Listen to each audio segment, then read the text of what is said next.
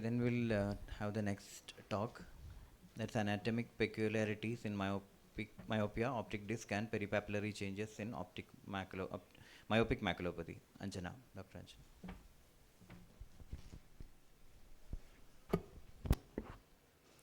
Good afternoon, all. My talk is on myopic retina part A. That is. Now, first of all, we'll go to the definition. In this session, we are mainly dealing with high myopia. So, high myopia is defined as the presence of a highly negative refractive error in the range of -6 and more of diopters with an elongated axial length more than 26 millimeter. The terms high myopia and pathological myopia are often used interchangeably, but these two are not the same. The basic difference is that in pathological myopia, the elongation of the axial length is happening along with some pathological change in the posterior fundus, such as a posterior staphyloma. Now, coming to the optic disc and peripapillary changes. Basically, we have two types of macro discs in myopic eyes. The first is the primary macro disc occurring in non-highly myopic eyes, and these are mainly circular in shape. The size is not markedly associated with refractive error or axial length. These eyes do have large globe diameters, mainly in the horizontal and vertical direction, without much elongation in the sagittal globe diameter. The basic large disc size is because of an increase in the number of rods and cones, the number of RP cells, number of nerve fiber layers and the ganglion cells, and the number of laminocribrosa pores and the total pore area. Now, coming to the secondary macro discs, these are mainly seen in pathological myopia. In pathological myopia, the disc size increases very markedly with increasing refractive error or axial length. The disc appears oval shaped and obliquely rotated, and this is also because of an ophthalmological artifact happening because of the increasing distance between the optic disc and the fovea. This causes the optic disc to get pushed more nasally.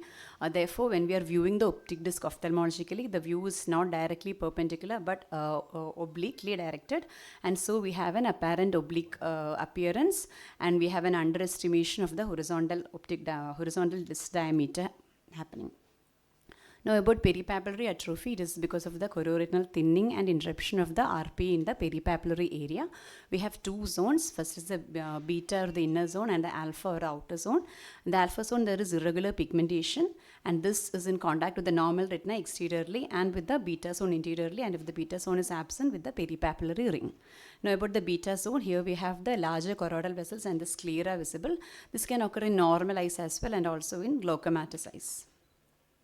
Now, recent histological studies have added two more layers, that is the gamma and the delta zone. So, basically in alpha zone, there is RP present, and in beta zone, the RP is absent, only the Bruch's membrane is present. In gamma zone, the Bruch's membrane is also absent, and there is normal thickness of the peripapillary scleral flange, and in delta zone, there is thinning of the peripapillary scleral flange. Now, coming to the glaucoma-related aspects of the tilted discs, myopic eyes are very prone for developing RNFL and axonal loss, but the problem is that when evaluating these patients, the glaucoma evaluation of this patient is difficult because of the alteration of the RNFL peak locations happening and because of the changes in the macular ganglion cell IPL distribution. So, both diagnosis as well as monitoring of the disease progression becomes difficult, and also sometimes these eyes may not be having a glaucomatous change, but the presence of the peripapillary atrophy can give rise to this arcuate scotoma and ring scotomas. So, these eyes may sometimes be unnecessarily treated for glaucoma and may be put on anti-glaucoma medications. Now, the ocular alterations occurring in pathological myopia in the macular area is the myopic maculopathy. So, coming to an important classification, that is a meta-BM classification. Myopic maculopathy is classified into 5 categories: 0, 1, 2, 3, and 4. 0 is a normal fundus, 1 is a tessellated fundus, 2 is diffuse chorioretinal atrophy, 3 is the patchy chorioretinal atrophy, and 4 is the macular atrophy. And we have 3 types of plus lesions as well. One is the myopic CNVM, next is the lacquer cracks, and third is the Foster spots. Tessellated fundus, as we all know, is basically because of the chorioretinal thinning that is happening, and therefore we have a lesser number of melanocytes, and therefore the choroidal vessels are better visualized. This can occur in normal eyes as well here, but here what is happening is that the thickness of the choroid and the retina is relatively normal, but the decrease in number of melanocytes is giving rise to the stygroid or tessellated appearance. The RP attenuation around the disc is the peripapillary atrophy. Now about diffuse choroidal atrophy, here we have a yellowish appearance of the posterior pole, and the choroid is severely thinned in these eyes, and this changes initially begin around the optic disc, and then as the patient ages, the atrophy progresses and the posterior pole is completely involved. Most of these eyes have associated posterior staphyloma, and age and axil length have been recognized as the risk factors. Now next is patchy atrophy. Here we have patchy areas of RPE and chororetinal thinning rather than a diffuse thinning, and the macula is in this picture we can see that the macula is more or less spared. Only focal areas of atrophy are there. Now macular atrophy proper, this is the category 4 as per the META-PM classification. The OCT is showing severe thinning. There is relatively no RPE, and the sclera is seen in direct contact with the retina. Now about the plus lesions, the first is the myopic syndrome. This is going to be dealt separately in the coming session. I'll just present everything in a single slide. This macula is seen to have edema, hemorrhages and exudates, and the infrared image is seen, and the OCT sections we can see the presence of the SRF and the subretinal hyperreflective material, and the octa is showing the complex, and the FFA in the late phase is showing leak from the CNVM. Now the other second plus lesion, that is the lacquer crack. Lacquer cracks are seen either as vertical, horizontal or crisscross lines at the macula. These are basically breaks occurring in the RP Bruch's membrane complex, and a newly formed lacquer crack can sometimes present as a macular bleeding. And that's why, so whenever we see a macular, myopic macula with blood, this need not necessarily be from a CNVM. It could be from a lacquer crack also. So when the hemorrhage clears, the lacquer crack is visualized. So a lacquer crack along with some RP of atrophic areas at the macula is seen. This is better appreciated in the infrared image.